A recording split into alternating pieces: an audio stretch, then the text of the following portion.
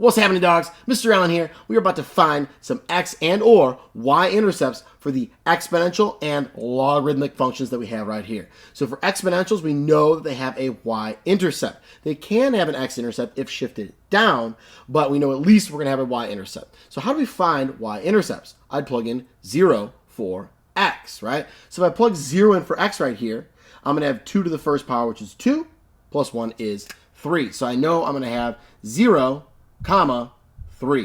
Is this one going to have an x-intercept? Is going to cross the x-axis? No. It's an exponential that shifts up 1, so now that horizontal asymptote is y equals 1, so it's not even going to touch that x-axis, not even get that close. All right, so there we go. We got ourselves a y-intercept. How about this one here? Again, you can think of things with like transformations if you'd like, or, in my personal favorite, is for a y-intercept, I always just plug 0 in for x. If it's going to have a y-intercept, plugging in 0 for x is going to find that. Well, what's 4 to the 0 power? That's going to be 1. And what's 1 times 3? It's 3. Ooh, man. 2 of them. 0, comma 3. That's pretty dope. All right, let's see if it happens again. I don't know. Now, once again, I can plug in 0 for x to find my y-intercept, right? Plug in 0 here.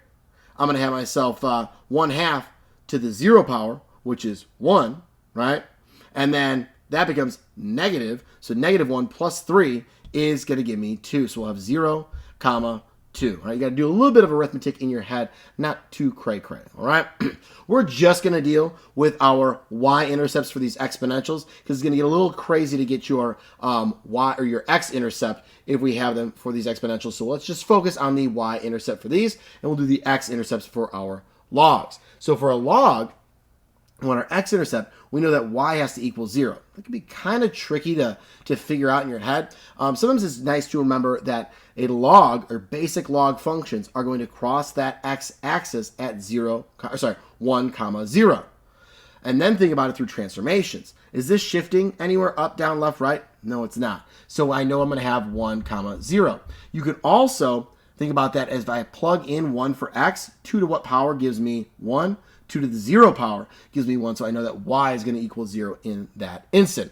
All right, for the next one, log base 3 of x minus 1. So again, we start out with 1, comma 0. Do we have any shifts, left, right, up, down? It is going to the right 1, so if I shift to the right 1, this is going to become 2, comma 0. And you can also think about it by plugging 2 in. 2 minus 1 is 1. 3 to what power gives me 1? That's 0. Woo! Logs. All right. Now I have natural log of x. So again, it starts out as 1, comma 0 for any of our logs for our x-intercept. Does this guy shift left, right, up, down, anything like that? Nope. So this is going to be 1, comma 0. There we go. We got our intercepts for this one, y-intercepts. For our logs, we did our x-intercepts. That's awesome, dope, and radical. See you later.